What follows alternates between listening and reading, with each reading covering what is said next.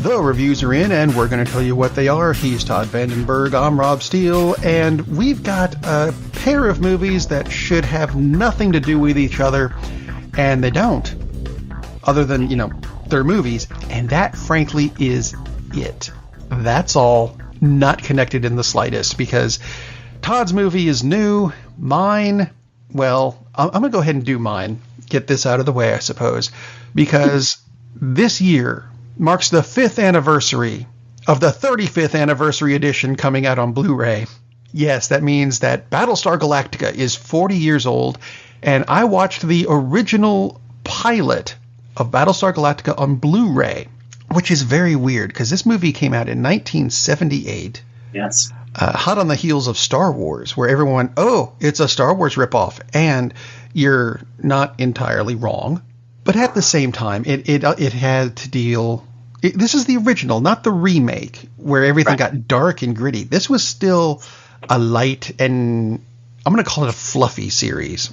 There's a lot of fluff in this, but I'm just doing the pilot, so we only have to worry about Lorne Greene being Commander Adama, and you look at the movie poster and go, he's surrounded by girls. One of them is his daughter. The other one is a prostitute. I'm just saying. Athena and Cassiopeia. Cassiopeia being a prostitute they picked up on a planet. Don't think too much into that. No, there was not a sex scene with Lorne Greene in it. Thank you. Thank God. Yeah. The story, if for some reason you've missed it, starts way out in space. It may be the future, it may be the past. We never really find out in this version. I'll get to that in a little while. Battlestar Galactica started with the destruction of the 12 colonies of mankind, and they took the remnants and put them in ships, and they're going to go look for the legendary 13th colony, which is Earth. And that's basically the premise for the series. In this episode, we get to see the attack on Earth and the attack on the fleet, which was all decimated by the Cylons, who I thought in the original made much better bad guys than in the later version. Even though they're all robots, so they should all be the same size and all be the same girth, and they're not. Which, fine, whatever. I thought it was kind of cute. But the red eye thing that goes back and forth, and if you look it up, you'll see it, and you'll go, oh, that's where it came from. Because I don't know that I've seen that in anything before. Have you seen it in anything before this? I don't recall ever seeing, not with that motion back and forth thing. Now it was very creepy. Oh, very. And they stole it and put it on the front of the car in Knight Rider, which was the same sound effect, which was very weird.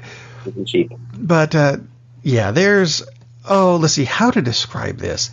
There's the battle stars are basically battleships in space, and there was a fleet of them that they were going to make peace with the Cylons. The Cylons basically all went, screw that, and blew up all of them except for the Galactica. Oh, look, it's the name of the show. Commanded by Commander Adama, and there's a bunch of pilots who fly the little fighters, which are called Vipers, just because. Richard Hatch plays Adama's son, Captain Apollo, and then there's his best friend, Dirk Benedict, who plays Starbuck, who is a guy in this version, because it's a thing. He's the one who finds the prostitute, by the way, not Adama, who they never even got together, Adama and Cassiopeia. I'm just saying. At least not in the pilot episode. Anyway, there were a few things about this version that were weird because of the Blu-ray. I don't think they redid all the scenes. There were a lot of recycled scenes. Like, oh, look, there's a Cylon ship chasing one of the Colonial Vipers, and it gets blown up. And they showed that. I counted 6 times using the same footage, which, if you're going to cheat, I suppose that's a way to do it. Trying to save money, because this movie, which was made for TV, although it had a theatrical release, cost $14 million, which in 1978 money is a lot. But not enough to make the full-blown Star Wars type movie, which is what they wanted to make. They were trying to capitalize on that, and it worked. It was an immensely popular series that for some reason lasted a season. I wanted there to be more, but there wasn't. So Had a fairly decent cast to it. Like I said, Lauren Green was in, I guess, the biggest name, although Jane Seymour was in it. John Colicos, which some people remember from Star Trek. I've forgotten, he was a Klingon commander, and I've forgotten which one. But there were 3 big Klingon commanders in the original Star Trek series. He was one of them. I think it was Kor. Was it Kor? I could not tell you. Okay. Well, there we are. One name that I had forgotten about who was in the pilot episode, and we'll tie this back to Oak Ridge, which is where Todd used to live and I'm from, and Lee, who I have to pick on because he's not here again this week, still lives. Rick Springfield was in the pilot episode as Apollo's little brother, Zach. Spoiler alert, he makes it maybe 10 minutes in before he's blown up. That's so sad. Why am I laughing? Because it's funny. Yeah, he popped up on the screen and I went, I don't remember him being in this series. And, 5 minutes later, oh, that's why I don't remember him being in this series. Well, now I will tell you that there is one thing in this movie that did not need to be made in 1080p. Toward the end of this pilot, they come across another planet where they could live. There's some insects that live there now, and they've made a casino where travelers can come and gamble, and everything is nice and happy until the insects kidnap people and cocoon them and eat them. Yeah, spoiler, you knew it was going to happen because you see that, first thing, really. There is an entertainment act at this casino with, I think it's very ambitious of them to try this.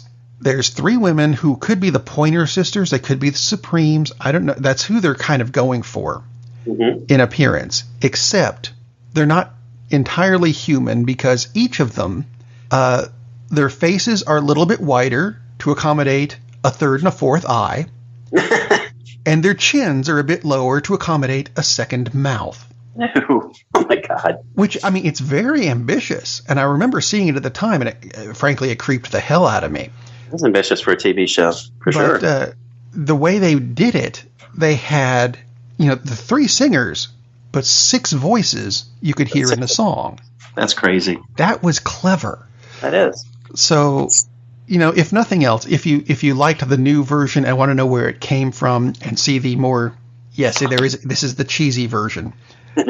But it's still good. It's an uplifting series. And you can find the Blu-ray. I think you can find it in the $5 bin at Walmart. Battlestar Galactica, the 1978 version. Look for the Pointer Sisters plus extra bits. It's kind of weird, but it's worth seeing, I think, just for historical purposes. Which sounds lovely. Lovely. Not lovey. Lovely. It could be Love. I think one of them was named Lovey. Does that help? Was it named Lovey? I'm just saying. That would make sense. It could be. They could have been named Izzy, but they weren't. That's your movie. That is my movie. I just saw a film called Izzy Gets the F Across Town. That's not the actual title. The actual title has, there's a word that you're not supposed to say on family-friendly radio. That's why I'm not saying the word. Actually, actual title. You may see it listed as, here's a listing with F blank blank K, and there's another one where there's 3 blanks. There's another one where there's only 1 blank, which is the vowel. If you look at it on IMDb, it's the word. So there you go. This is about a young woman who now she's working as a waitress, but she was singing, making kind of a career of it. That kind of fell apart. Her former lover is getting married, and she just finds this out in the afternoon, and there's an engagement party, and she wants to get there to crash it because she feels he's making a mistake, and they are the one. They are the couple. They need to be get together, and she needs to stop him from making this terrible mistake. Problem is, she doesn't have a car, and this is in L.A., and she's got to get to the other side, hence Izzy Gets the Across Town. This movie is great. Mackenzie Davis is the actress. She's been in about 20 other movies, and I didn't recognize the name. She's also in Blade Runner 2, 049, as one of the replicants. She does, yes, and not to Rob, as one of the lead secondary characters. And when I saw the name of the character, I was like, There you go. That's where I've seen her. She was great in that. She's fantastic in this. If she doesn't wind up being a big star, there's a problem. Because she is great. She is magnetic. I mean, she just jumps off the screen. She's also a really good actress. There are some people who have screen presence.